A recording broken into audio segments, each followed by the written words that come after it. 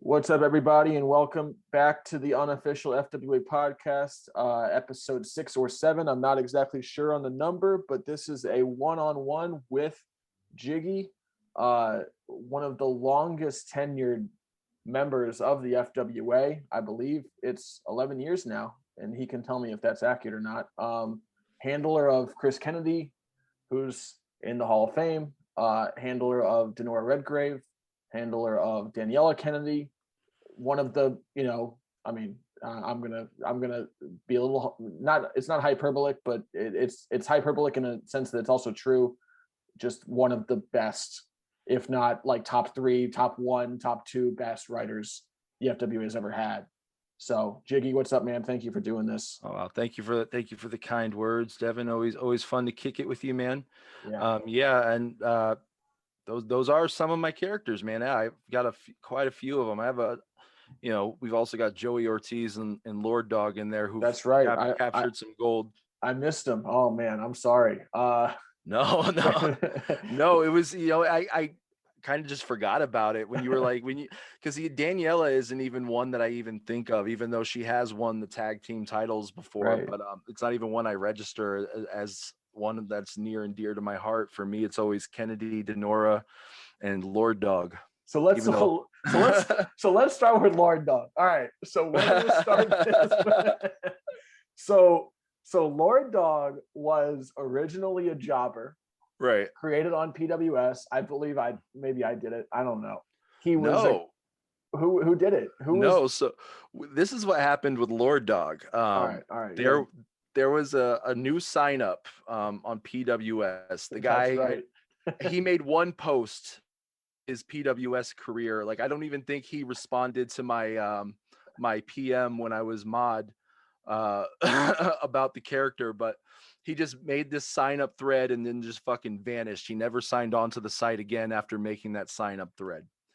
And the character's name was Lord Dog. You and I just thought that was the funniest shit we had ever heard of. Wasn't it a dog with a crown on it? Like I think the base pick was just like a beagle with a crown on it. I don't think.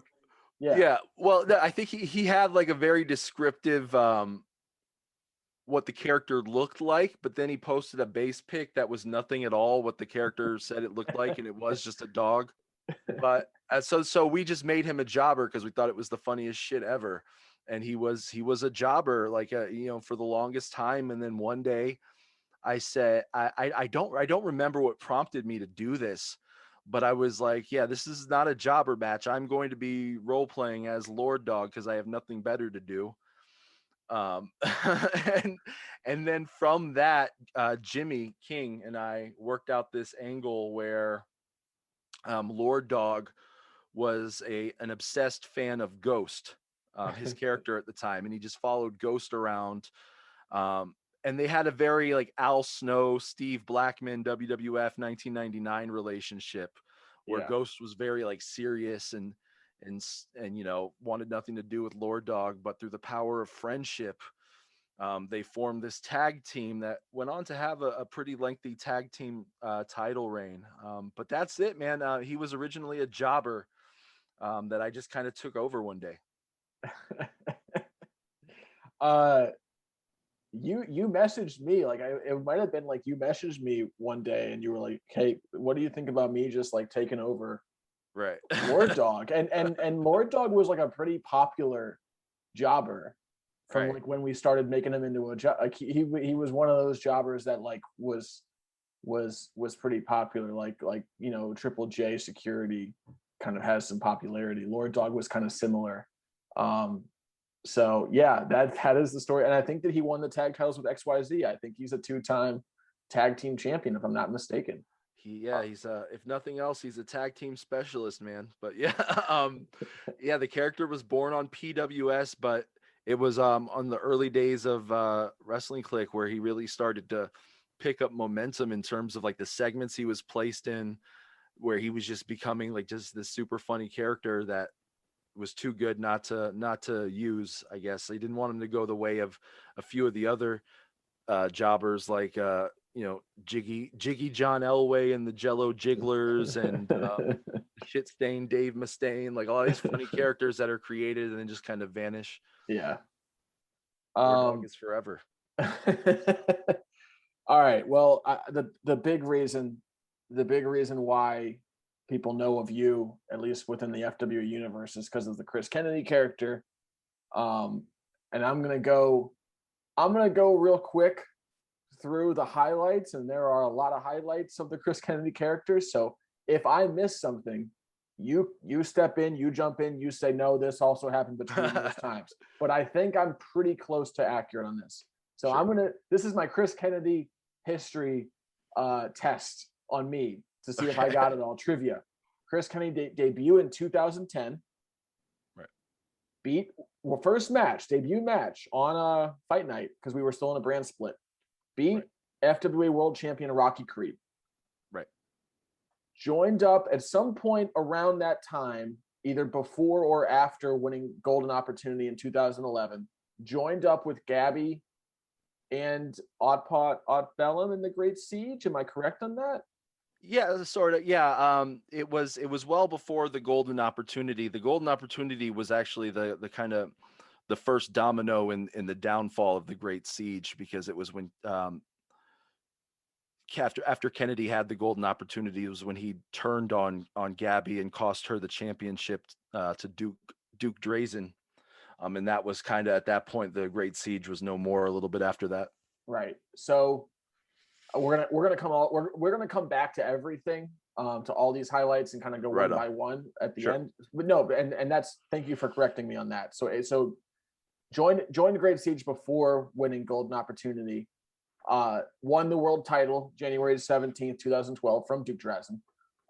Unified the world titles at Back in Business 2012 when we got rid of the first brand split. Along the way, and I forgot about this, won the tag titles with Jack Severino. I think it was maybe a storyline match. It was it was a real match with promos. But the intent was that basically it was to build. It was like they had the titles for 1 week or some shit like that. Right. They promoted to win with the intent to relinquish the titles a week later. Right. So yeah, it's a half storyline, if you will. But yeah.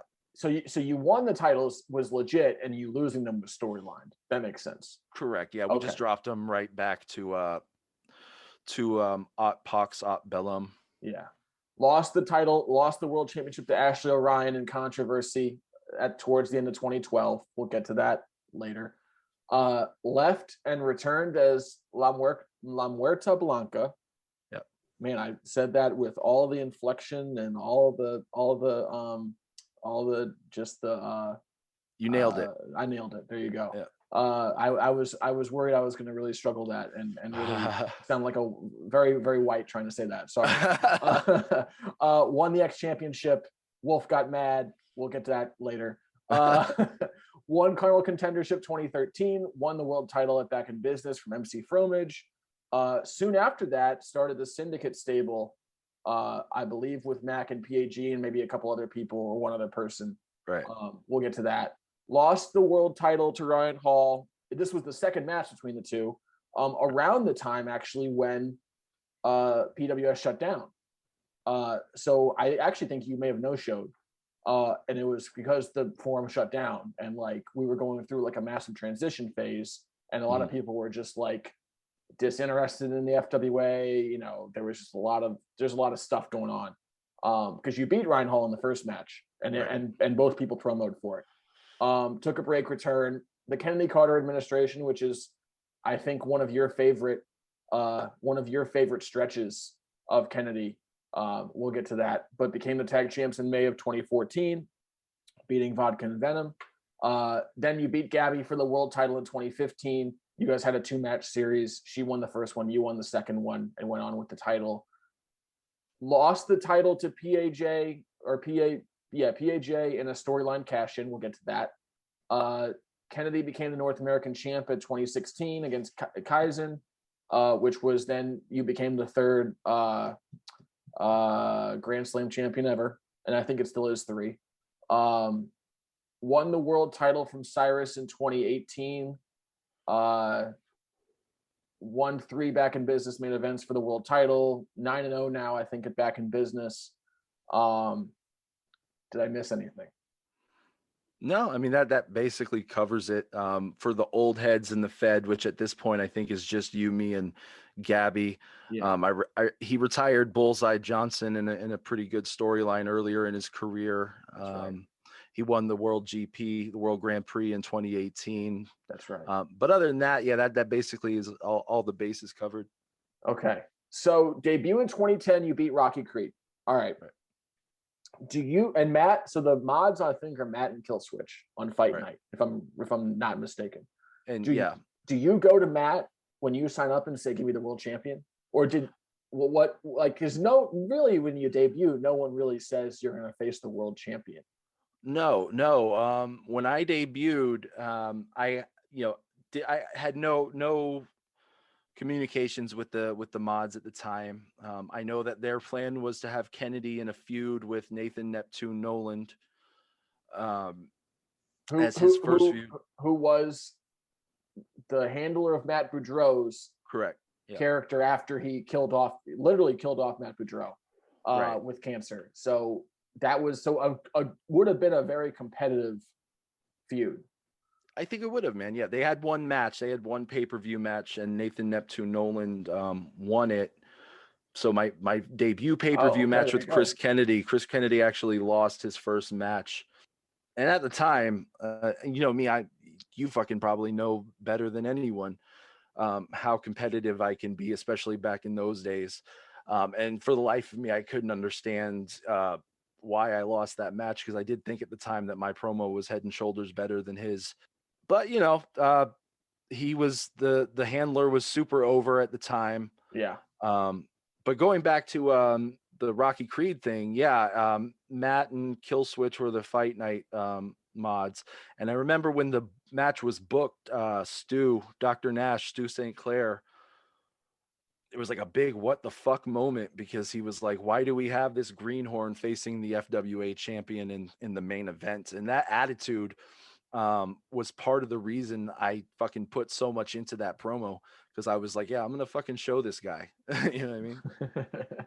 So when you did when the promos are posted, did you think did you know it, like, when both dropped, like, you're like, I got this? Because, like, as much as Rocky Creed was a fine character, Rocky Creed would not sniff the world title scene in 2021. No. And when I did turn in that promo, I had a pretty good idea that I was going to win, because I'm a very studious type. Like, when I saw that that's who I was booked against, the first thing that I did was I went back, about 3 pay-per-views worth of shows, and just read up on this guy, read up on everything that was going on with him. And I also was paying attention to the perception that the PWS members had towards him as champion at the time. Like, I saw a lot from ETE and others that basically just their attitude was, yeah, Rocky Creed doesn't feel like he wants to be champ. He doesn't feel like, I don't believe him as champ. And I just totally used all that shit. Like, and I think I surprised a lot of people, because my first promo was just full of all this knowledge on FWA going back a few months. And you don't typically see that from from a rookie during their debut match. I think it kind of blindsided Rocky Creed too. Okay. So you're going a few months, you join up with the Great Siege, which was the premier heel stable at the time. Gabby was the world champion. Right. I believe she won it at Mile High, taking the title from Rocky Creed. Mm-hmm. APAB is also in that stable. I forget if there was anyone else in the stable. Go ahead. So yeah, it was actually that first night that I beat Rocky Creed, where on that episode of Fight Night, Gabrielle and Zaire, Wyoming approached Kennedy after the match and offered him a spot in the Great Siege. So I was in the Great Siege since night 1. Oh wow. And it was Gabrielle as like the unofficial leader of the group. It was APAB, who they were the founders of the group, but storyline wise, Gabby was the champion. So she's obviously the leader. It was Zaire, Wyoming, Saddle Sally, and Jibade Jones. That was the lineup at the time, and Chris Kennedy. Yeah. And we'll just say, I mean, Zaire, Wyoming was fine, but we'll just say that Kennedy was kind of the rising star of that group, while Right. APAB was the tag team staples and Gabby was the leader, because Right. Jibade Jones was not going to become the world champion. No, they would send Jibade and Zaire basically when there was someone on the undercard that they wanted to like kind of spark something between them and the Great Siege. So you would see typically like the newer people would get booked against them. So you won the golden opportunity match. You had the briefcase, turned on Gabby. I believe it was at Red, White, and Bruce. The night same. So Duke, Drazen, and oh man, I forget exactly who the other character was, but he won the tag. Like he was double booked that pay-per-view. He won the tag titles from APAB. Was it Anthony? I believe so. Yes, and won the world title from Gabby. And Kennedy is part of that, and is part of turning on Gabby and stuff like that. Did you get to have a one-on-one match against Gabby afterward? No. And that was part of the in the storyline, like Kennedy's whole thing towards Duke Drazen was, you know, I fucking made you the champion. You wouldn't be champion if not me, you know. So you're just keeping it warm for me. I just want to let you know that. And with the Gabby, it was, I didn't want to face you for the championship. I think there was like this reverence with Kennedy. There was like this level of like, he was still the rookie, like as in a lot of people's eyes. He was keeping like Gabby strong in that, like, basically, I don't want to fight Gabby. Like he was, dastardly heel at this point, and like unofficially basically saying, I don't know if I could beat Gabby. I know I can beat Duke Drazen, because Gabby's beaten Duke Drazen every time they faced for the last 3 or 4 weeks, and that kind of played into it. And then there was also a thing with Kennedy and Gabby where they, these days I'm not really big on the soap opera shit, but back then, I was eager for anything that was going to get me close enough to the main event, my character. And so, we did the whole Kennedy Gabby romance thing. And so Kennedy turning on Gabby in that match was about 2 things. It was him departing from the Great Siege, and it was him breaking up with Gabby. And then that just kind of led into the match with Drazen. I think Gabby, ETE took a couple months off from the FWA after that happened. So as we know, as people know, who are in the FWA, a lot of times we don't plan these things out well in advance. Like a lot of times these types of decisions are more responses to the results from the promos. So like Duke Drazen beats Gabby. Okay, we should probably have Chris Kennedy turn on Gabby. That makes sense. Right. That gets him away from the Great Siege. So I'll ask you, if you were BTBing this and fantasy booking this, is the end result of Kennedy having the golden op really Kennedy beats Gabby for the world title? Yeah. If I'm fantasy booking, we're doing the BTB route as you stated. I would have had Kennedy go after Gabby when he was golden opportunity champion, the winner. The variable here is just that Duke Drazen beat ETE. Right. In that promo. So it was in a situation where we could have that moment. So I think the Kennedy turning on the Siege and turning on Gabby was something that was planned and would have come to fruition either way, regardless to who won. It would have just been handled differently. So we go towards Back in Business now. Back in Business 12, I'm not exactly sure of the year. I think it was like Back in Business 7, if you want to. Back in Business 2012, which I think was the 7th installment of Back in Business. Right. You're the world champion, Severino won Carnal Contendership, which was a very interesting Carnal Contendership. I can get into that in a second. Wolf was the world heavyweight champion coming from Crossfire. So then we do a triple threat match. and you won the match, you unified the titles, and and like you kind of talked about, you and Severino had a little bit of a tag title run there with APAB. But really, what this really created was this long-lasting Wolf Kennedy feud and rivalry that started in this match at this pay-per-view and lasted. I mean, I don't know when the last time y'all faced, but it just feels like it went on for multiple years. Yeah, I want to say at least 4 or 5 pay-per-view matches over the course of 7 or 8 years. Yeah. Yeah. Anyway, yeah, it was, I mean, that's, to me, that's what came from this. I mean, Severino kind of got lost after that. Like, I think he kind of faded into not obscurity, but he faded into, retirement and sporadic appearances every now and then. Mm-hmm. But Wolf Kennedy was the story. And that was the next pay-per-views match. I think that was the one after that, and it was always so competitive, but it was always Kennedy by a hair. Right. Yeah. For what it's worth, so the Carnival Contendership, we had 3 graders. It was me, you, and Wolf, the 2 world champs, and me as head mod. I kept Golden out of the match. One person had Severino win. I forget who it was. One person had someone else win. One person had a third person win. The reason why Severino won without a tiebreaker was Severino was second in both of the grades he didn't win. Right. And so he got like first in 2 seconds, and that was better than anyone else did. Which if we did that today, we'd have to get a tiebreaker. Anyway, long story short, that's how Severino won Carnival Contendership. So you lost. So then you hold the belt through 2012. You beat Wolf two or three times for the title, including at Back in Business. Then you lost the world title to Ashley, I think at the anniversary show. Right. Yeah, it was at the anniversary show. And that was kind of, I mean, it was kind of a toss. Like, the world title scene was thin.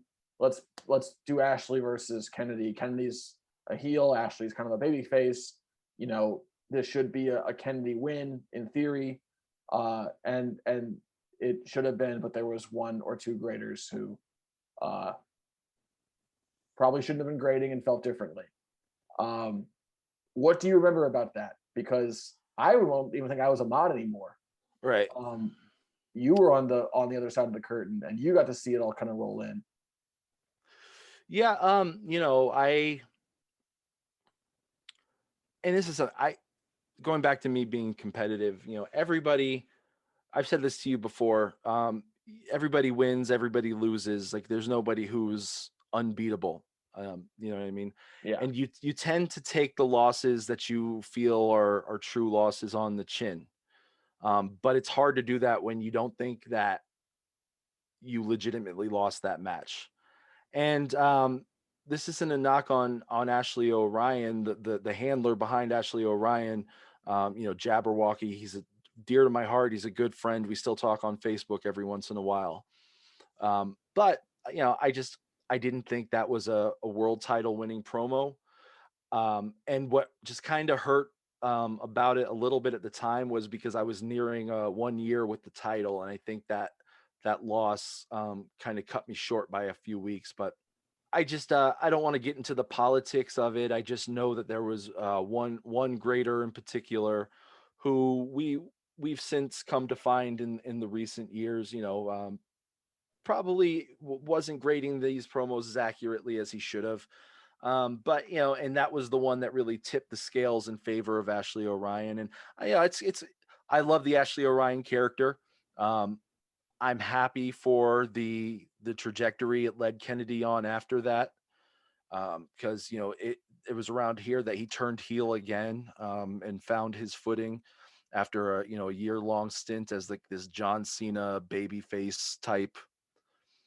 But yeah, man, it was it fucking sucked at the moment, but these things happen. Yeah. Left and returned as La Muerta Blanca. And so we're gonna go in. I was not a mod. So tell everyone exactly what went into this character, because you created a new account on PWS forum. Yes. To sign up this character. did you somehow hide your IP address? Like how did you pull it off? All the while you were a mod running the FWA from your Jiggy, like your normal account. I didn't hide my IP address. I mean, now I could, I got a fucking VPN and shit. I didn't hide my IP address at the time just because I didn't really, this does sound like a fucking dickish thing to say. I just didn't have any confidence in any of the mods at the time being able to tell, that I was using the same IP address. Right. But so that spawned from, so the loss to Ashley O'Brien. Now Kennedy is just this, he's full heel now, like in character, didn't accept the loss. So he fucked off, said he was quitting the FWA, but he never really quit the FWA. He was there almost the whole time. What it happened was he's like, I'm fucking off to go film another movie. Bye. You all don't deserve me. But when in actuality, a new character debuted. It was La Muerta Blanca. La Muerta Blanca. He only spoke Spanish. It was a completely Spanish promo. Right. And what really helped was this was a combination of what I learned in high school Spanish class. And I don't even know if Google Translate was like really refined. I had other, like I was using like this online like English to Spanish dictionary. But what really helped me was Anthony, a member at the time, who was from Puerto Rico, and he did speak Spanish. He would review my promos as they were written in Spanish and like just shower them with praise. And that kind of gave me the confidence to, it's like, okay, if I could fucking fool him, everybody else is easy fish. But so he was cutting out these promos in Spanish, and then I would provide translated versions of the promos. I didn't do it the first couple weeks, but I would provide translated version of the promos because Dr. Nash, Stu St. Clair, came on and was bitching about how, these promos should be English, and if I can't read it, I can't grade it. You know what I mean? Like, yeah. But, I wasn't grading La Muerta Blanca's promos or anything like that because there was a handful of people with insider information. Killswitch knew I was La Muerta Blanca. Matt knew I was La Muerta Blanca. So again, I wasn't like grading his promos. I had nothing to do with his wins or anything like that, apart from just writing winning promos. Yeah. So then La Muerta Blanca creates this stable, and this stable originally was, and this only lasted for a couple weeks. We abandoned the idea where it was like this anti-American stable. You have La Muerta Blanca from Mexico, and you had Paj from the PAJ from the UK. You had Mac from Canada. You had Abdullah Assad from the Middle East. Prince Abdullah Assad, yeah. Right, yeah. And then so what happened was, like, we always knew that Chris Kennedy was La Muerta Blanca. So the whole anti-American thing was a front. It wasn't something that we were going to go with long term. It was just a red herring to throw the scent off of it being Chris Kennedy. So when when La Muerta Blanca finally unmasked, that's when like the syndicate shifted from like an anti-America thing to like this anti-establishment thing. Whereas if the Great Siege was the FWA's answer to the NWO, the syndicate was the FWA's answer to D-Generation X in that regard. Right. So you won the X Championship with La Muerta Blanca, and traditionally the X Championship at this time was for like lower level, newer signups. Right. Chris Kennedy, as Chris Kennedy, would not have been able to go and win the X Championship after losing to Ashley. Right. Like, it wouldn't have flown. So I guess Wolf didn't know originally. Right. And he was a mod, or he was brought onto the mod team around this time, because I don't think that he was originally a mod when you started La Muerta Blanca. Right. And then you won the X Championship, and then you revealed like, this is La Muerta Blanca. Right. Wolf got really mad. He made one or two passive aggressive posts, vague posts in public, but he didn't like really go all out, this is what's going on. Right. He was not happy. Yeah. You remember this? I do. Yeah, I remember. And I get that. But like the thing about it is, I've never seen the X division, or we used to call it the X division for a while. I don't know why we did that, but Yeah. the X title, I never saw it as a bottom tier title. I always saw it as more like how the WWF treated the hardcore championship, to where it doesn't really fall anywhere on the card. Like with the hardcore championship, you'd have, our true, or Road Dogg holding it, and then you'd have the Undertaker holding it within the span of a year. You know what I mean? Like it Right. wasn't. And so I never really saw the X title as the bottom feeder title. I always looked at the TV title and the Young Lions title back in those days, which I think we had started to retire those belts by then, as the bottom tier championships. So I can get why Wolf was upset with that, but the reality of that was, I think that there was a hole in that logic, that the X title was supposed to be bottom tier, because who did I beat for that? It was Drew Stevenson, if I'm not mistaken, Right. who was at the time turning in promos almost as good as anybody on the main event, on the upper card. Right. So I think that I kind of only further supported that, no, the X title isn't, this bottom of the barrel championship. But yeah, I do remember Wolf was heated, but man, as much as I love the guy, Wolf gets heated about a lot of stuff. So you kind of just gotta, like brush it off. Yeah, he gets heated a lot. Yeah. Uh, I mean, my last world title win, he quit the Yeah. FWA. So I mean, Right. lost the title to Ryan Hall again. That was transition over. PWS viruses everywhere. We're on some weird transition forum for like a month, just to do Mile High. Mm-hmm. I believe around that time was when Hall took the title. But the Syndicate was like a really, really fun CM Punk type feel. And Right. CM Punk was at the time, like, he was at his height of like, I'm gonna take the title, and I'm gonna quit WWE, and I'm the world champion, and I'm gonna wrestle this match against Cena in Chicago, in my hometown, and it's gonna have this ECW feel to it. Like, Kennedy had a CM Punk feel, and the Syndicate had that feel too. Like, I even think you had a segment where Kennedy left with the title amid like a big scram of security, and like flicked off Matthew Robinson or something. I think Right. that was like a segment to close a show. Like, it had a similar anti-authority, like you said, anti-establishment feel. Was one of the better stables that I can remember, was the Syndicate. Really, really good stable. And I think spurred you and PAJ and that whole arc. Like, that was a big arc from that stable, right? Right. Yeah.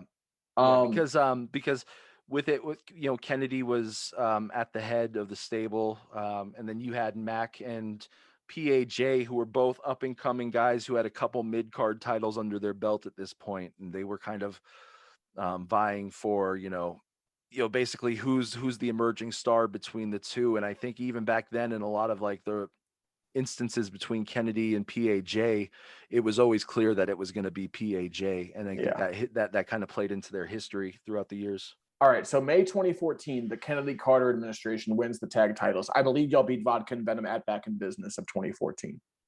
What was, because that you've talked to Discord about how, like, you've mentioned that tag team before. Right. How did that come together? Because so this is Chris Kennedy and Brian Carter. Brian Carter was, like, I think, a former North American champion. He may have had a one-on-one world title shot at some point during the brand split. Really awesome character.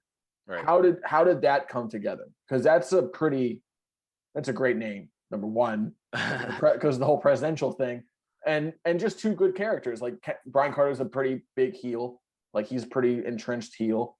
Kennedy is someone who can go either way. Right. How'd that come together? They so Steve, the handler, I don't even remember what his username was back then, but the handler of Brian Carter, like, we were always pretty cool, and there was like a mutual respect between the two of us, where I always said that Chris Kennedy was a more exaggerated version of Brian Carter. Mm-hmm. And the characters just clicked, and I wanted to do something different than the world title scene. Like, I felt like, especially since at this point, it's 2014. I had been in it for a couple years now, and I just kind of wanted to do more with Kennedy and branch out. And Kennedy and Carter were two guys who were pretty big heels. They were actually like faces throughout that entire run. Really? Yeah, they were faces. It was a challenge because I don't think Brian Carter had ever been a face at that point. And I think it was just one of those, de facto, just by all the other tag teams that were around at the time, most of them were heels. So just the story kind of lended to it. But yeah, I PM'd him one day and pitched the idea to him, pitched the name in the same instant message, and he was all about it. So we won the tag team titles. I believe we faced APAB at Back in Business. Yeah. That's the only Back in Business match I've ever had that, apart from the Golden Opportunity match, wasn't like a singles match. So, Brian Carter has the distinction of saying that he's been in a match with Chris Kennedy and didn't lose the match at Back in Business. But yeah, it was a fun time, and I really liked, all of our promos were collaborative efforts, and it was super fun to me because I had been in business for myself up until that point. So the collaboration of it all, pitching ideas back and forth, and with a partner that you can trust, you know what I mean? That somebody that they're going to match whatever you're putting in. It just made it fun. And I haven't talked to the guy in a while. He's not on social media. All of our correspondences were via email. I really wish I could get a hold of him now because I would fucking love to do another run with the Kennedy Carter administration. It would be a blast. Right. And I believe, I'm not exactly sure how y'all lost the titles, but the tag team carousel came from you guys no longer being the champs, which led to Isla L and Randy Ramon.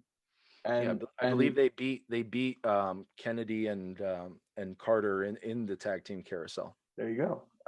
So that, if you want to talk about like the timeline, like right up to that was the start of Ramon, and his tag team success, and even Toner and Marcus Stain, I think it was. Okay, 2015, we finally get, and I believe it was 2015. Tell me if I'm wrong on that. 2015, we finally get the feud that had been 4 years in the making, which is Kennedy against Gabby. Right. And they had this whole romance. They had a kid. There's so much here. Yeah. And you guys face first match, Gabby wins. Right. And I remember talking to you about it after the result was like, I was like, I think this is why. And I know that you're competitive, right? So like, and you're, in the moment, in the immediate aftermath moment, you're like, I know that it's tough to feel that, right? It's tough to kind of come to grips with that. And in the second one, and I remember being on Facebook talking to you about it and being like, yeah, and this is just me paraphrasing my message. I was like, I think Gabby's promo had more emotion in it, or something like that. Right. I believe that's what I said. Like, that's paraphrased, like explaining why I thought Gabby would have won the match. And I told you to never speak to me again. Right. The second match we did a rematch because it was that close, and the second match you won. And I remember even having a promo review being like, man, this promo had so much emotion. Yeah, so you guys had two matches. Kennedy won the second one, which then at the time, PAJ was the Golden Op briefcase holder. He won the Golden Op match, or the Golden Op. Yeah, he won the Golden Op match at Back in Business. So now I guess pretty soon after you won the title from Gabby, in your head, the wheels are spinning of how to kind of set up a pretty good angle here where PAJ, his old syndicate, kind of almost like a full circle thing from the Great Siege with Kennedy and Gabby's relationship. Now we're going to go to the syndicate where instead of Kennedy being the rising star, Kennedy is the head honcho, and there's a rising star in PAJ who is going to have the Golden Op briefcase just like Kennedy did 2011. And he's going to turn on Kennedy, in a pretty big moment, just like Kennedy did to Gabby 4 years earlier. and cost him the title, except not only is he costing the title, but he's actually winning the title. He's cashing in the briefcase and winning the title right then and there. This was a storyline thing. So there was no PAJ. I don't think there was a PAJ promo, or maybe there was a PAJ promo, but like you and I, or whoever the mods were, kind of decided like PAJ is winning this match. Like that's it, it's done. The decision, yeah, I think the decision was, and you can correct me if I'm wrong because I'm a little bit foggy on it, but that we were going to, because I think PAJ's Golden Opportunity promo scored higher than Kennedy's promo on that same card, that we were going to use that basically for his cash in. Right. And I mean, it's a little bit controversial to some people who, are critics of the PAJ character.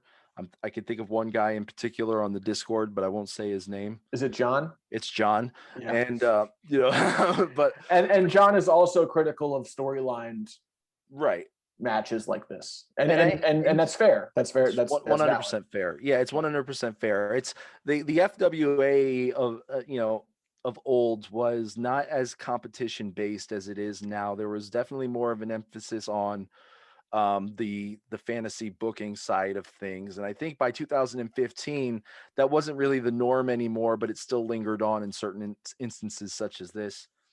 But the idea was that it was gonna do two things. It was gonna make the Golden Opportunity briefcase more unpredictable than it had ever been, because in FWA mythology, it was always, I'm cashing in, let's have a match in 2 months.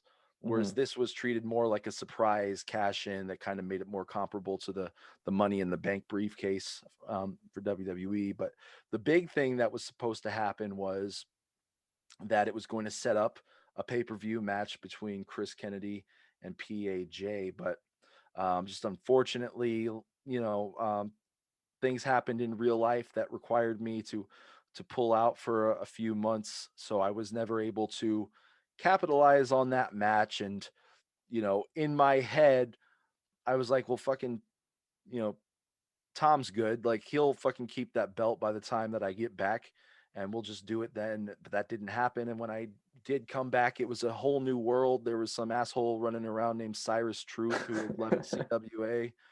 And he was the talk of the town. And we had the rise of Ryan Rondo as a main event level competitor. So it was a different, just a whole different ecosystem at that point.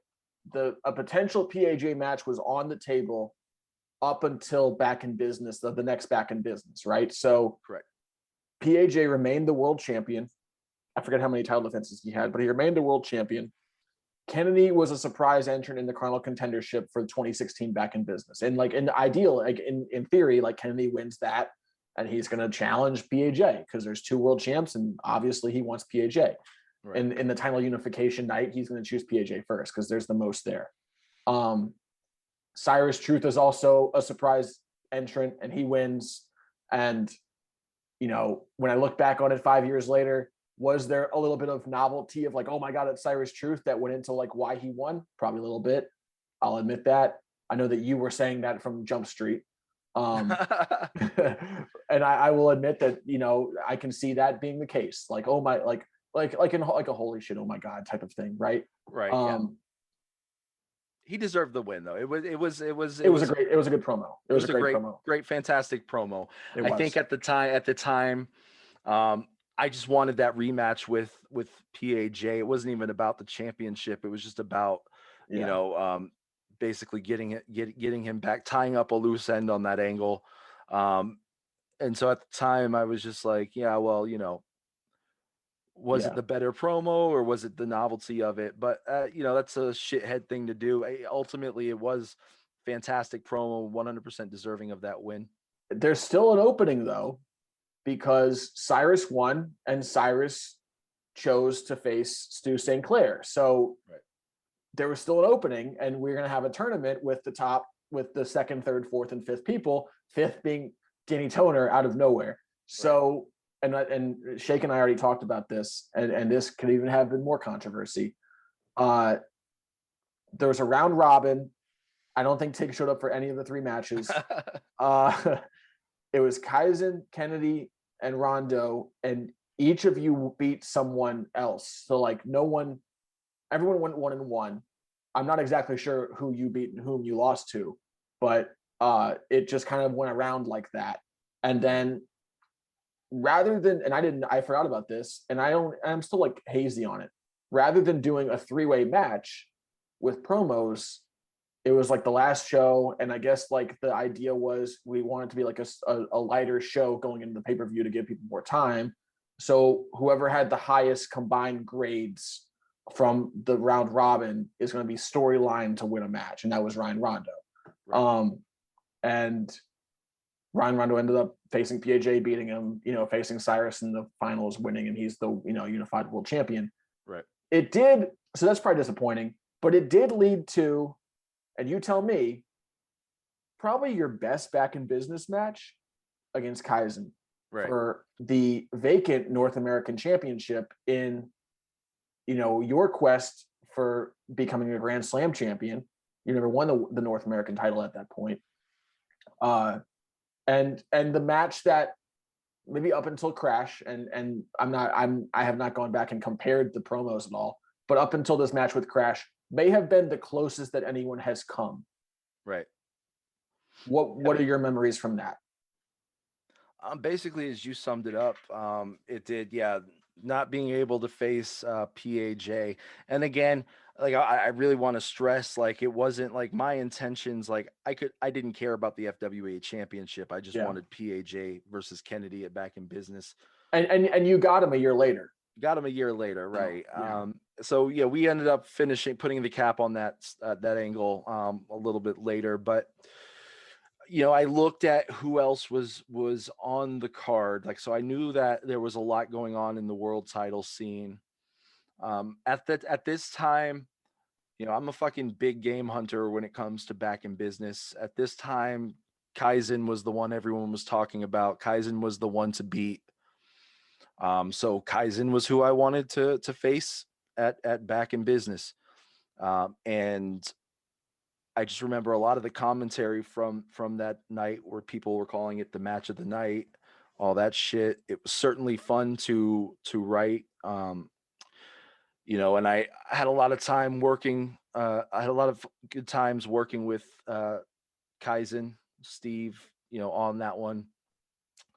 It was super fun. The angle, it wasn't, this wasn't like months in the making. Like it was similar to the build up to Crash. The angle started like right after the following show leading into the pay-per-view, the following pay-per-view show leading into the pay-per-view. Right. But yeah, it was great. I fucking wish Kaizen was still here. Oh yeah, everyone does. Yeah. Because I would love to revisit Kennedy versus Kaizen. I would say it's among, if I'm to rank my Back in Business matches, the story going into the triple threat match at Back in Business 7, between Kennedy, Jack Severino, Wolf, Gabby, Denora, Sarah Wolf, like that whole, like all the soap opera shit that was involved in that. I want to say that's my crowning, Back in Business achievement, the one I have the most memories from. But in terms of best matches, like it's like the most well-written, hard-hitting, enjoyable matches, it's definitely Kaizen. I would put him at the top. Beat PAJ in 2017. Then you beat Cyrus for the world title in 2018. That's your last world title win. That makes it, I think, 5 total, which ties you with Stu, if I'm not mistaken. I could be wrong on that, but I know it's 5 total.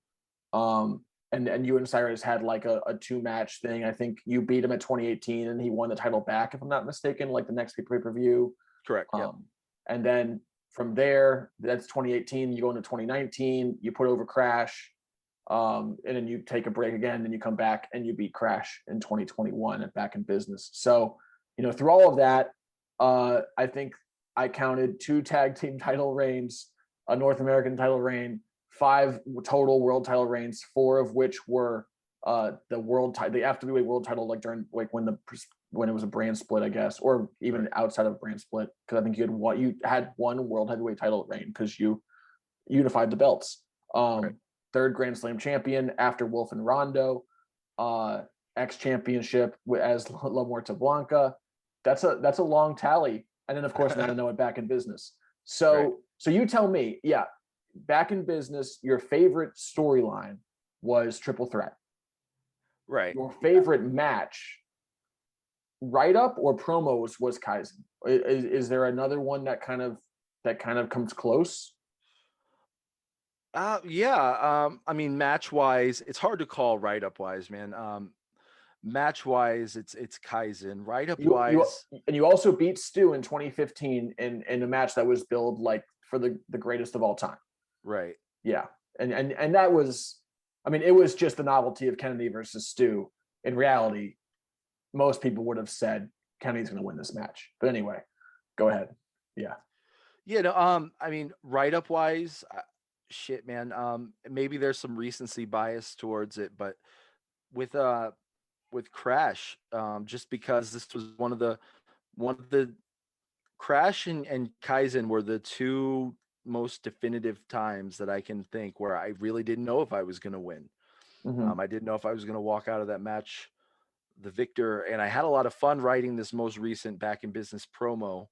I definitely went outside my comfort zone, and I plan on doing that a lot more going forward because as the FWA is evolving, one must evolve with it.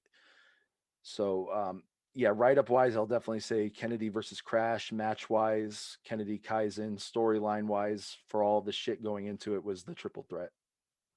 All right. So let's go outside of the timeline and let's go more into like favorite stuff, least favorite stuff, etc. throughout the 11 years now. Right. First, what's the inspiration for the character? Like, where does this character come from? I was going through some shit in real life. My job had relocated to Phoenix, Arizona, and I had no intentions of relocating with it. Right. And I had split from my lady at the time, not long after we had had a kid. So I had moved back into my grandmother's house as a fucking grown ass man.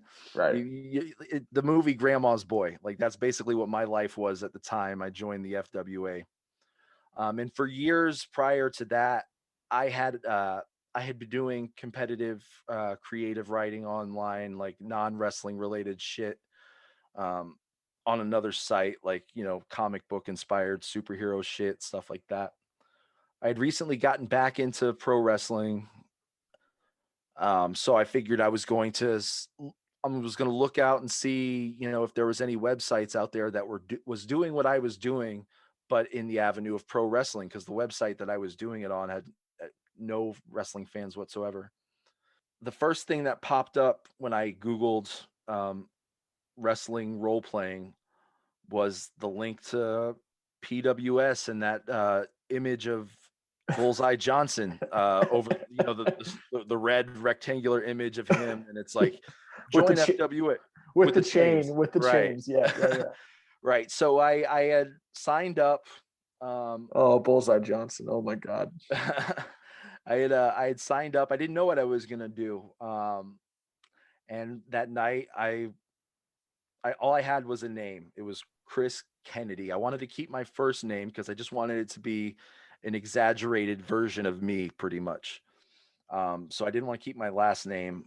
So I was just trying to think of something that rolled off the tongue, and Chris Kennedy just randomly came to me while I was walking to the gas station to pick up cigarettes. And I started thinking about my inspirations. My favorite wrestlers at the time were Chris Jericho and Shawn Michaels.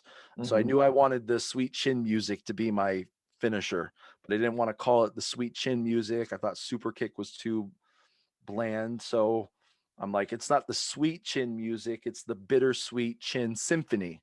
And that's where that popped into my head.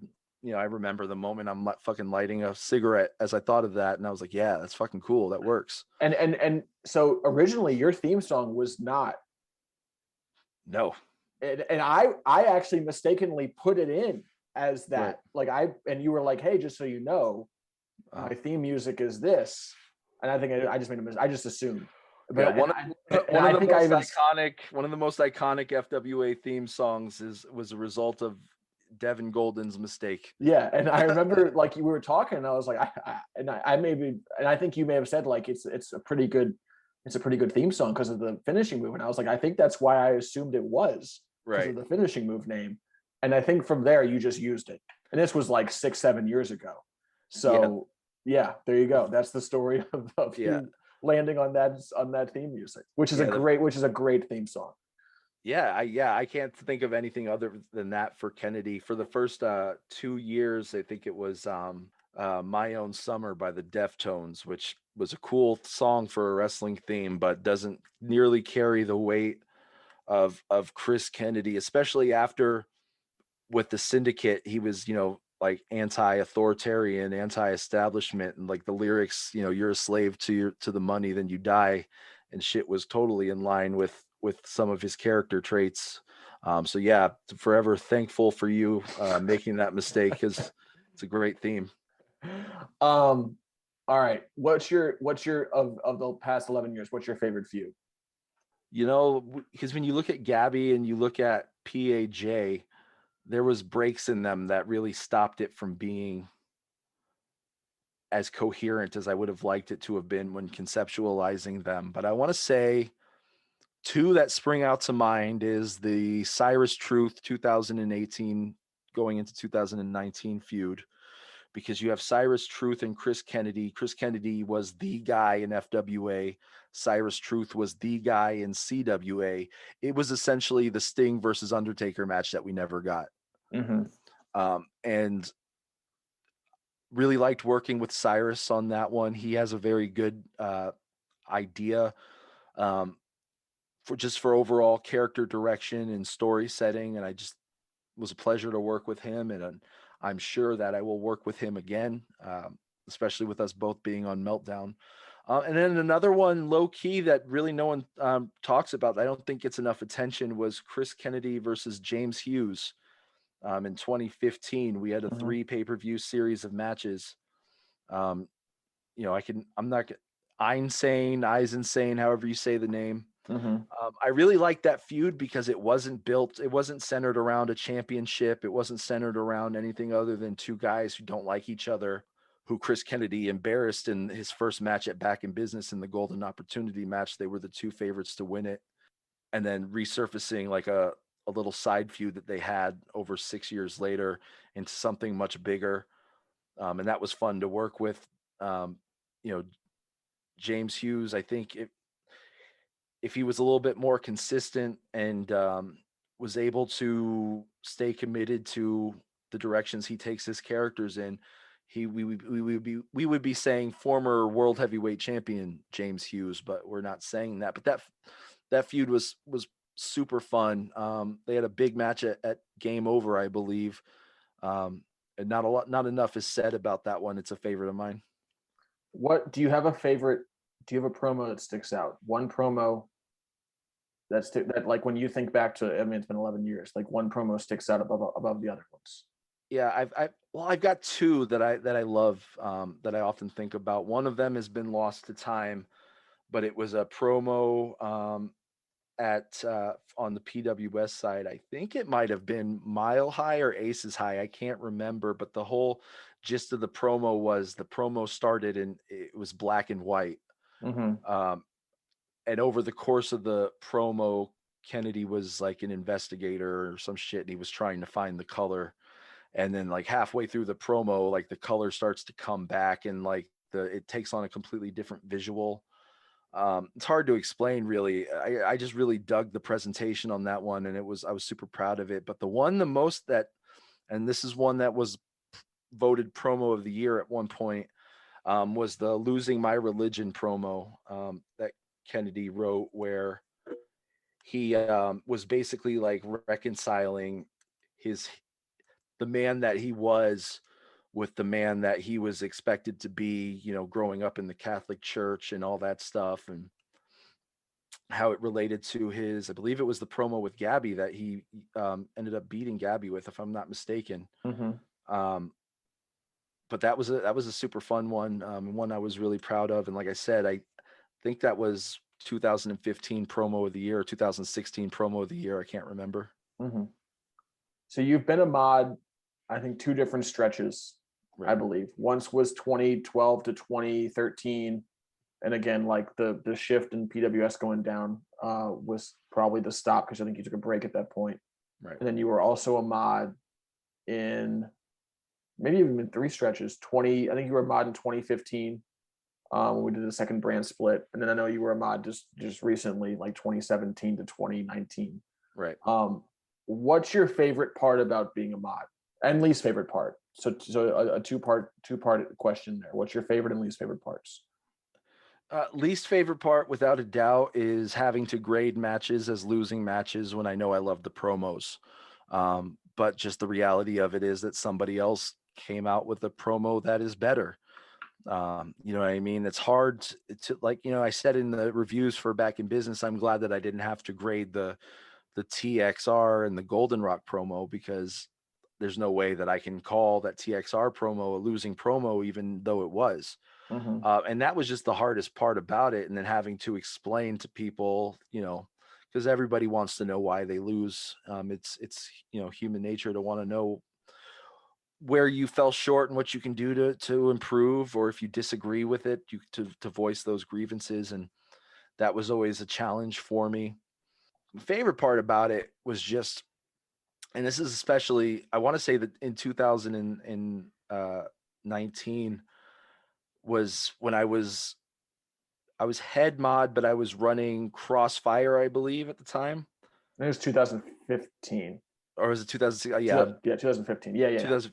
The brand split was done by 2019. Yeah. Yeah.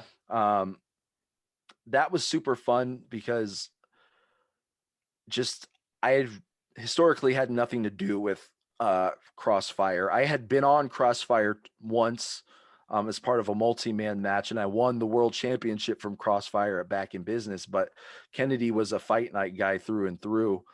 And when I was modding Crossfire, Kennedy was still on fight night, so I had nothing to do with Kennedy, how he was handled, and all that shit. And it was a lot of fun when you're modding especially when you're modding something that you don't have any stake in. There's like you never have to deal with people thinking that you're going into business for yourself.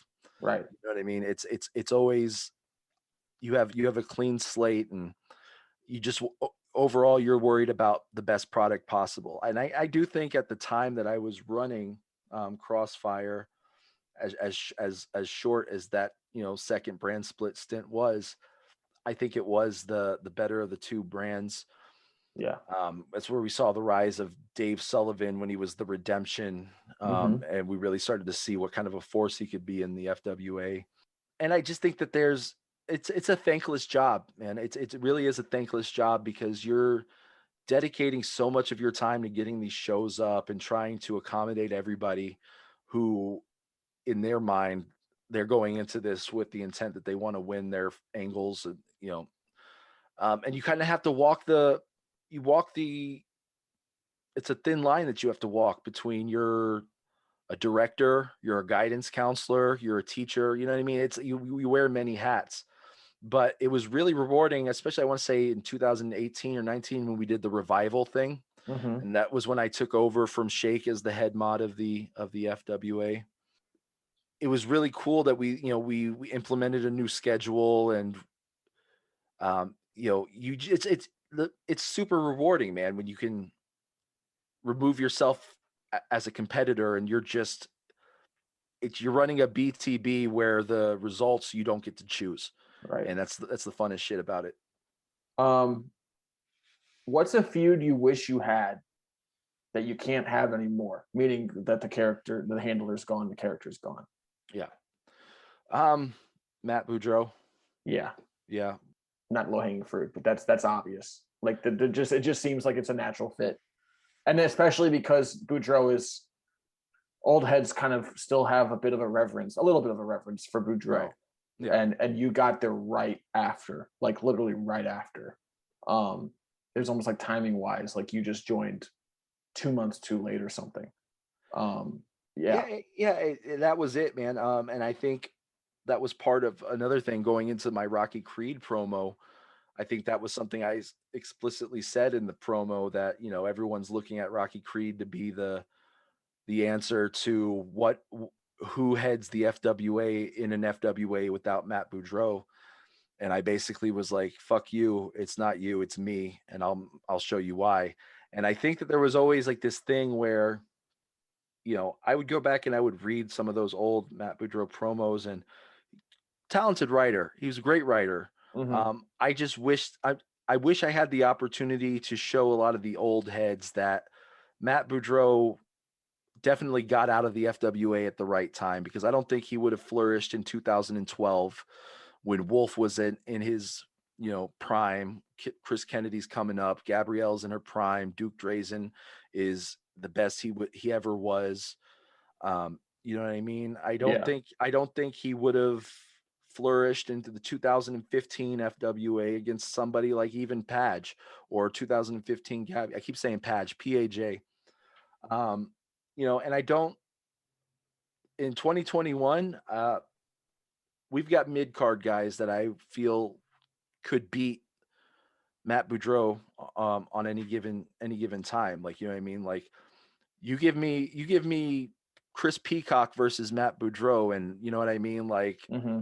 my money's on Peacock. So, and that's not a knock against the writer. I just think that because he was champion for 2 years in a time where nobody was paying attention to promo presentation, there was no formatting. You know what I mean? It was all black and white, bare bones promos, and this guy was the first person to include, you know, heavy amounts of pageantry into his promos that you see everybody doing now. Mm-hmm. So you kind of have to wonder, would he have, and again, I feel bad because I feel like I'm trying to take something away from him. But I think that Chris Kennedy versus Matt Boudreau would have answered a lot of questions regarding the old guard versus the new guard. A current roster member you want a feud with, and I know that Uncle's probably high on the list. So let's just say Uncle. Uncle is a definite answer, probably a definite answer for a lot of people. You cannot say Uncle. Yeah, I won't say Uncle. I'll give you two. Can I give you two? Sure. Okay. Yeah. First of all is, and I think this is one that SS and I have both been telegraphing with references in our promos and segments, and that's MVH versus Kennedy. Yeah.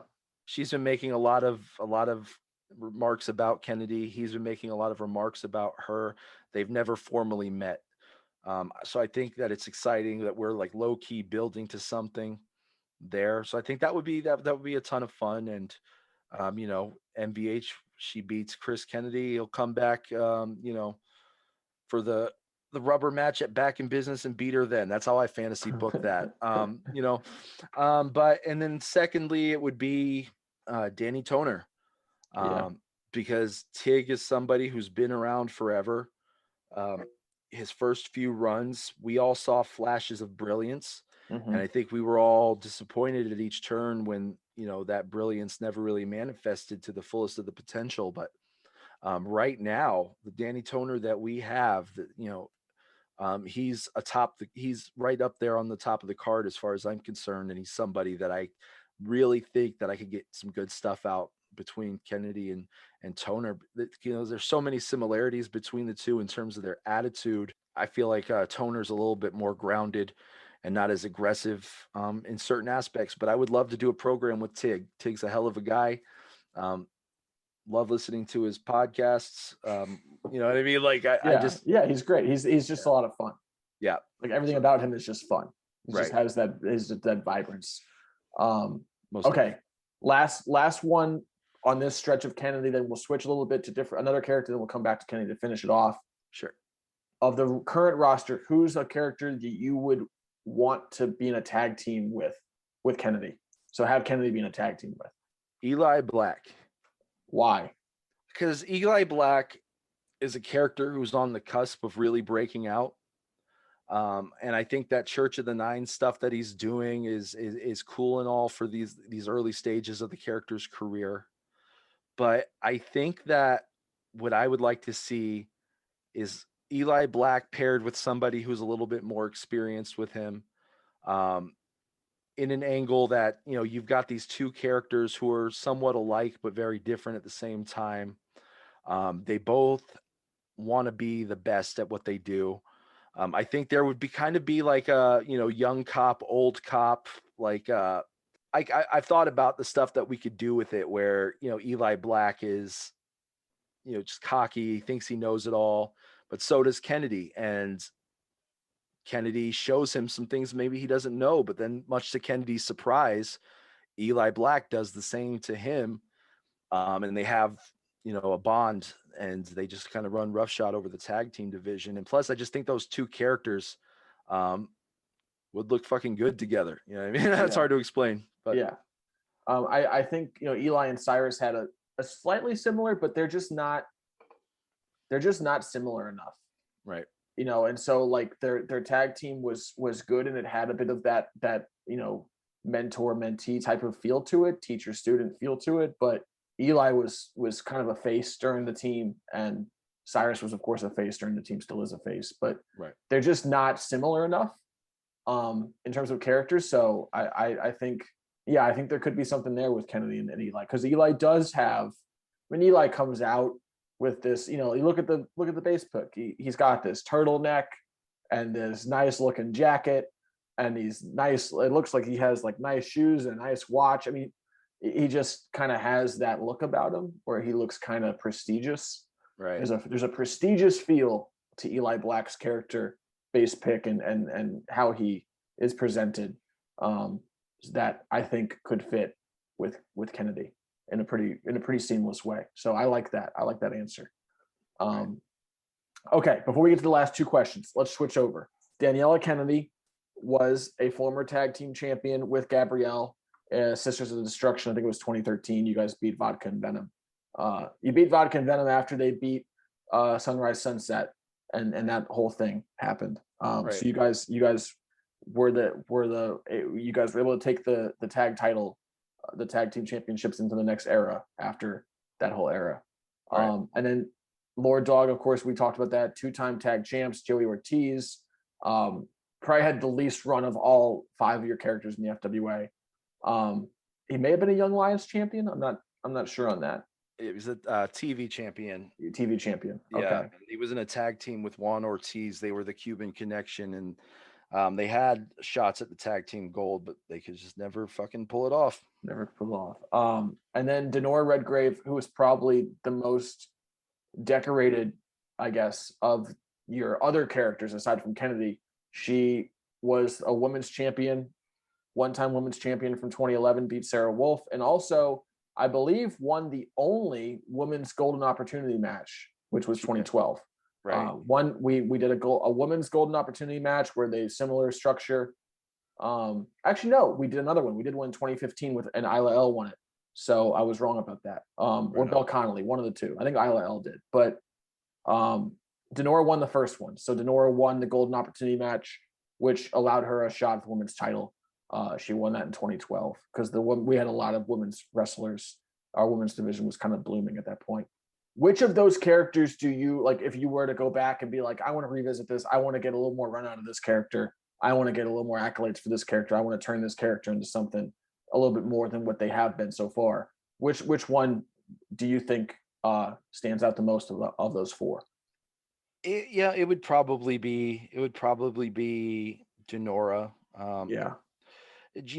She, apart from a pretty good tag or women's championship stint and then the golden opportunity, her accomplishments are not the strengths of that character. The strengths of that character are the angles that she's been in that didn't revolve around any championship. Well, I mean, the feud with Belle Connolly is probably my favorite thing about Denora's history. Even though she came up short in the 2 matches that they had together, I'm kind of glad that it happened. I wouldn't, in retrospect, wouldn't have booked it any other way. And Denora, she had the shit with Jack Severino, where she was, he had corrupted her, and I complained about how the WWE stole the whole Bray and Alexa angle from Denora and Jack Severino. Mm-hmm. And that was fun. And then the feud that she had with Gabby that never actually resulted in a match, it was from Denora Redgrave replacing Gabby as the new general manager of FWA and then making her life a living hell, and then basically using other wrestlers as an avatar through that feud. That was pretty fun. And Denora, I probably, if I was ever to do another FWA character, it would probably be an all original character, just because I think the ship has sailed on all the mentioned, aforementioned characters, unless Jimmy ever wants to do a Ghost Dog revival, but there's nothing really left for Ghost. Joey Ortiz, he's an afterthought. He's a referee in the current FWA canon. And Daniela Kennedy, that's just one that doesn't even register with me. I can't remember what prompted me to make that character. I think actually I do. She was introduced with the intentions of being a manager, because with Kerry Kennedy, Chris Kennedy's dad, I had him as like a fucking Paul Heyman, Zeb Coulter type. Like he had managed Lucian Ace, and he had managed Mac McCaud. And so, with him gone, passing away in the FWA mythology, I was going to use Daniela Kennedy for that. And she had managed Christian Quinn and also had managed Mac McCaud, or I'm sorry, Mac Michaud. I fucking butcher that name every fucking time. I do too. Yeah. Yeah. But, and then one day, out of the clear blue, I just, started booking her in matches, and she was paired with Gabby. They formed the Sisters of Destruction, won the tag team titles relatively quickly. But then after that, like there was nothing for the character, with nothing in that character that was for me, really. I would like to see a Denora Redgrave resurgence. I think there's a lot of women. I mean, Shannon has. I'm not sure if I would necessarily say I took stuff from Denora's personality, but Shannon has attributes that, I could be like, oh, maybe I subconsciously pulled from Denora. There are some attributes about Michelle that I think are similar to Denora. I think that I'd be really interested to see a Denora resurgence. I think that'd be fun. So yeah, I'm all about that. I'm a big supporter of that. I did a bit with Denora Redgrave that almost got PWS sued back in the day. All right, well, let's go. What is the context of this? So there was some, I had, on some like Photoshop, or maybe even it was GIMP texture pack.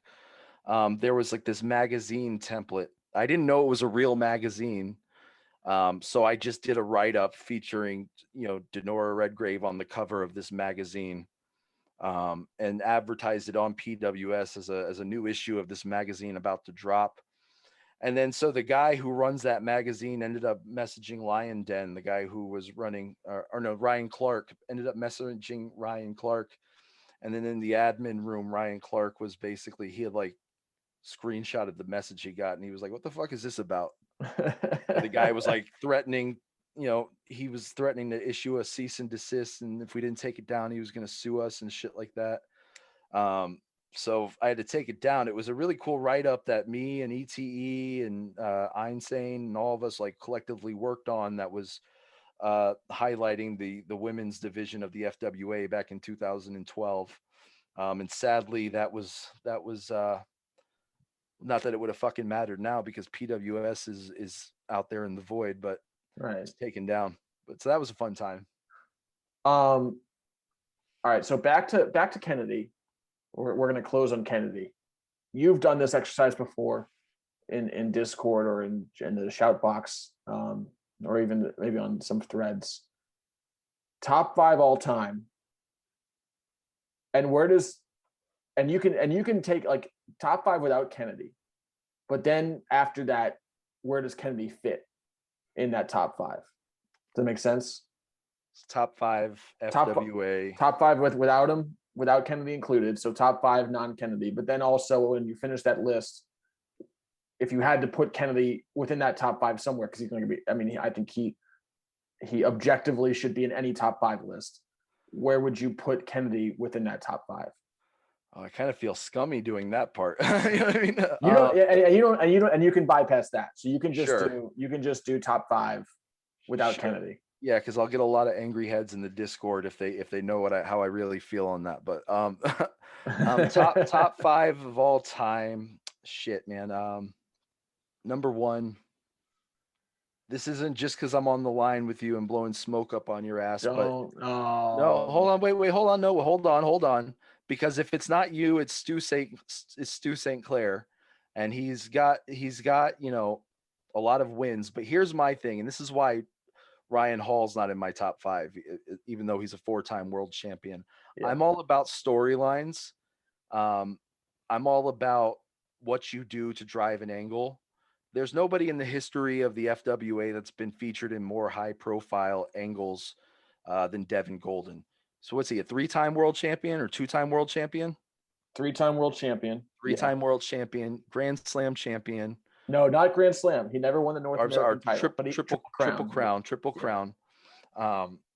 He's main evented back in business. You know what I mean? Like, and it's not just because you and I are friends in real life and all that shit. It's honestly, I think that if Kennedy's not in this, we're saying Devin Golden is number 1 based on just all the shit that I said. You've got the title wins to support it and the angles. You're a workhorse with the character. You know what I mean? The FWA would have been dead and buried long ago without TGO, the mod. And so you have to look at what Devin Golden, the character, may have sacrificed along the way as part of your commitment to the FWA. That makes sense. Yeah. So that's my number 1. And anybody who disagrees with that after the reasoning that I just gave, you're just going to believe what you want to believe anyway. Number 2, Cyrus Truth. Wow. Cyrus Truth. For FWA. Wow. That's awesome. I mean, I do not hate that answer. That's an awesome answer. Just because it's been 5.5 years, but man, what an accolade filled 5.5 years. Yeah, absolutely, man. If you take away the time that I've not been in the FWA, accomplishments wise, like, we're comparable. You know what I mean? Like, yeah, in those 5 years that Cyrus Truth has been here, he's achieved more than anybody in such a short amount of time. And, not for nothing, he was a world champion before FWA. If we're to believe that CWA and FWA are part of the same universe, I have to include that in there. You know what I mean? And he's somebody right now that, he's North American champion right now, but he can go anywhere on the card with anybody and put up a great match. Number 3, Ryan Rondo. I was gonna. Yeah, I'm glad you included him. It's like, I mean, I think I have Golden in promos say Ryan Rondo's the best. If you're asking me the handler, it's some sort of 3-way tie, and depending on the day, I'll maybe a different answer between you, Kennedy, Ryan Rondo, and Gabby. Right. And I think those are a clear 3, and then I would probably put Golden 4th, but right. Yeah, I'm glad that you have Rondo up there. Yeah, absolutely, man. Yeah, because there's nothing you could say to take away from the guy. Like, he's had the career that most e-fedders dream about. The biggest issue that I've had with my career was that I was thrust into the main event too early, and I didn't get the chance to have that natural from the ground up where I was in lower tier title feuds and I was in mid tier title feuds. You know what I mean? I was thrown out into the ocean, and then that's how I learned to swim. But he had such a respectable career in terms of just the overall progression of it, and it made it so that when he finally did win the world championship, it felt earned and it felt like an absolute moment. You know what I mean? Yeah. And he's held it a few times since then. He's proving right now with this run with Toner that whatever division you slot the guy in, he's the centerpiece. Yeah. So he's really great. Definitely on my Mount Rushmore. My number 4 would be not someone who has a ton of world title wins, but somebody who is, it's Gabby, man. She's only a 2-time world champion, but you got to figure she's the longest running. I said this to you the other day when Gabby popped up. George W. Bush was the president of the United States. You know what I mean? There's nobody that's been in part of the FWA longer than her. And it's respectable when you figure over those 13, 14, 15 years, maybe? I don't know. Yeah. She's only won 2 world championships, but we've had people walk from the FWA, former world champions, walk away from the FWA because they didn't agree with, their law set back in business or some shit. You know what I mean? Like there's a level of consistency that ETE brings to the character that has to be commended, has to be respected. Gabby versus MVH over the world title is a money feud that I would pay to see. You know what I mean? She hasn't lost her luster. ETE is always finding new ways to reinvent the wheel with the character, um, to the point where when she's facing guys now in matches, what could they possibly say about her? You know what I mean? They can't. Right. That's why you say. That's why you see like Dan Maskell and shit. Who's lost to her and lost to just about everybody else that she's friends with, and all he has to say on Twitter was, "You have sex a lot." You know what I mean? Like there's really nothing else you could take away from Gabby. Like it's a storied Right. career, and I think she has another world title run in her before that. The sun sets on that career. Yeah. I agree. And then um, number 5, um, I want to say Wolf, but the reality of it is, Stu St. Clair is one of the most decorated wrestlers in the history of the FWA. He's had a lot of high money feuds, like the stuff with Jenny, Ignito, however you say the name, the stuff with Wolf, Mhm. all the stuff that he's done on Crossfire, and even since on, I don't think he's. Keep me honest here. Correct me if I'm wrong. I don't think he's held the world championship since Crossfire dissolved originally. No, so he went from 2012 to 2015 without holding it.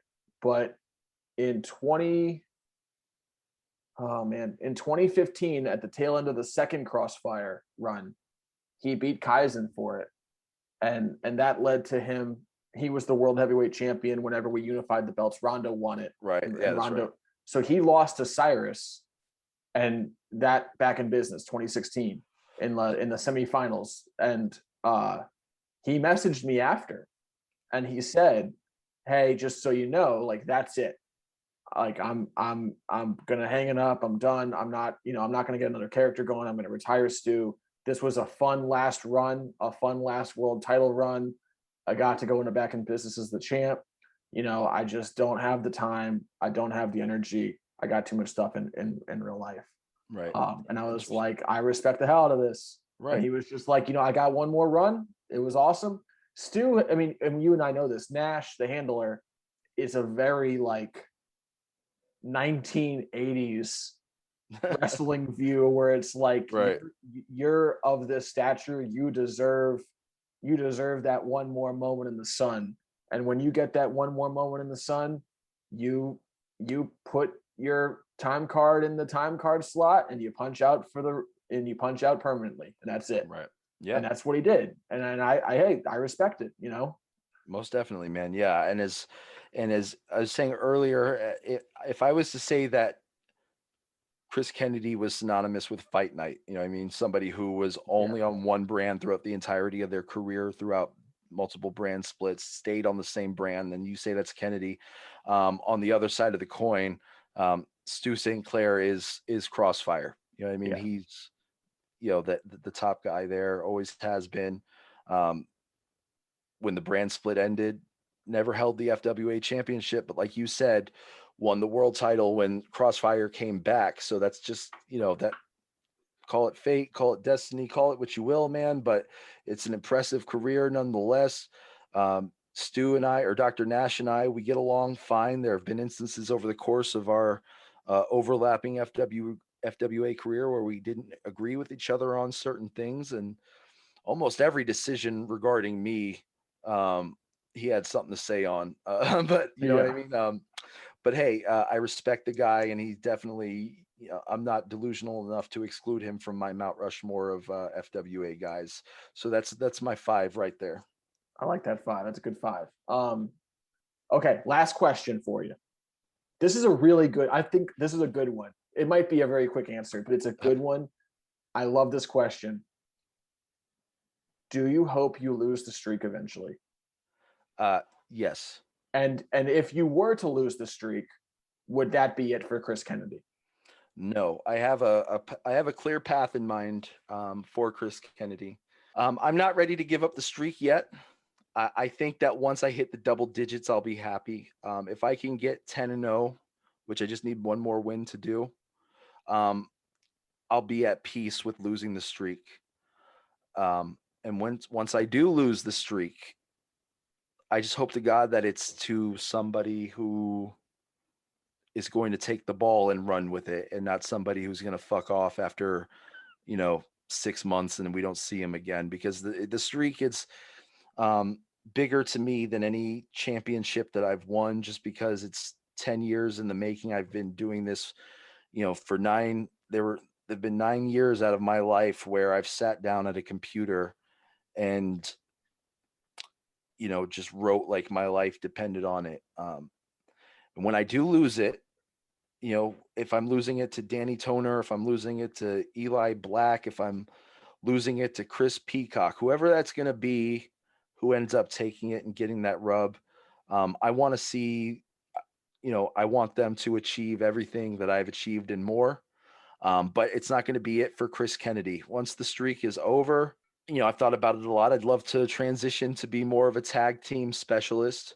I would like one more world title run at the very least.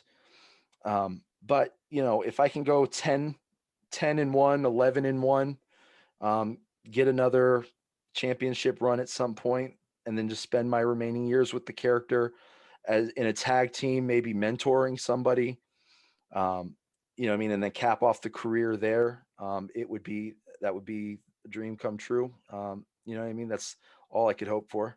I think your answer to who, in like the list of who it could be, and your description of the momentum that you would want the person to end it to have, and how to use that momentum, is one of the reasons. And I agree with you, 100%. I would want the person who ends the streak to be, if there is one to end the streak, I'd want that person to be someone in that vein who has a lot of time left and a lot of room for growth up the ladder. That's one of the reasons why I don't think Golden is the right fit. Because I just don't think there is a lot of time left, and there is not a lot of room up the ladder. So I know that has been mentioned. His name has been thrown out by a couple people. Maybe it was Tig in Discord, and I have never responded to it. And I'm always humbled by his name being included in it. But I would have no problems at all, having Golden be number 10 or number 11. Right. But as far as Golden potentially winning, and that's kind of the tough spot you're in, right? Like, I'd want a promo to win, but I wouldn't want to win. So right. Yeah, like, because it doesn't make any sense for Golden it to be Golden. It doesn't mean any. Not that it doesn't mean anything to Golden. It would mean a lot to Golden as a character, but it doesn't mean anything for the FWA. Right. It would essentially be The Undertaker versus Shawn Michaels. Right. Exactly. So yeah, that's why I like the idea in a silo of Golden being one of the opponents, but I don't like the idea of Golden possibly ending it. It just doesn't make any sense. Right. And if I see that, then what's the point, right? Like, what's the point of having it? Why not just do a match outside of Back in Business? Not at Back in Business, but that is another thing on my checklist, is a proper Chris Kennedy, Devin Golden feud. I know we had one pay-per-view match several years ago, but I had shit going on in my personal life. Yeah. That pulled me out of the FWA, and I didn't really do anything at all with that match. And I feel like that's a story to tell, because Kennedy's been in programs with Rondo. He's been in programs with Cyrus Truth. Who else is there? I mean, sure, he's faced Devin Golden, but we didn't really get a proper Kennedy Golden feud. So I would love that, regardless to whether it happens at Back in Business or not. I think it's wild that we've gone this long without it. Right. Like, it's, you would imagine that we would, and we have kind of, like, the phrase, you'd imagine we would have stumbled across it, almost like a match at some point. And we have had like multi-man matches on the opposite sides. One of them was 2019, when Sullivan actually led to Sullivan winning the world title. But yeah, like that one-on-one feud, it's like, it's just never happened somehow. Like, it's almost as if we've been saving it and building it and saving it and building it, and now it's like 11 years later and it's like we're still saving it and building it. Right. We might as well pull the trigger on this at some point. Right. Yeah, no, I agree. I would want to do it. I think that it's one of the last, I hate to say this phrase because it makes, again, it's like gassing my character up, but I think it still works. One of the last dream matches left that hasn't been tapped into. Right. So yeah, man, most definitely. Yeah, I'm down to do it. Jiggy, I appreciate doing this. I don't know if we missed anything on the Kennedy retrospective. Is there anything else that we needed to be said? Because I think we covered a lot of it, but there's so much stuff that Kennedy's been part of and has done that I don't. We may have glossed over a couple things. I don't know. The Kennedy Rondo feud is what we didn't get into. I know that was 1-1, and that probably, of anything, deserves a rubber match at some point. Yeah, man. I mean, we really went over the important stuff. I'm sure everyone's hearing me talk, is tired of hearing me talk about myself, but yeah, Rondo is another one that I'd love to do, because Kennedy and Rondo, the brief time that they did work together, they did have some really good chemistry. I think around that time, Shake was checked out of the FWA. I've been guilty of that probably more than anybody else. You know what I mean? So I get that. So much like the same way I want a proper Golden feud, a proper Rondo feud would be cool. I know Rondo, I know Shake has mentioned wanting a go at the streak at some point if it's still intact. He's somebody who doesn't need a rub, but considering the fact that I don't plan on losing number 10, if he wants in, Shake, you know where to hit me up. All right, Jiggy, thank you again. It's Sunday. We've been doing this since early afternoon. It's now late afternoon here on the East Coast. So I appreciate it, man. Absolutely, man. Thanks for having me. Absolutely. Thank you for doing this. And everyone listening, this was the Chris Kennedy retrospective. He's back in the FWA.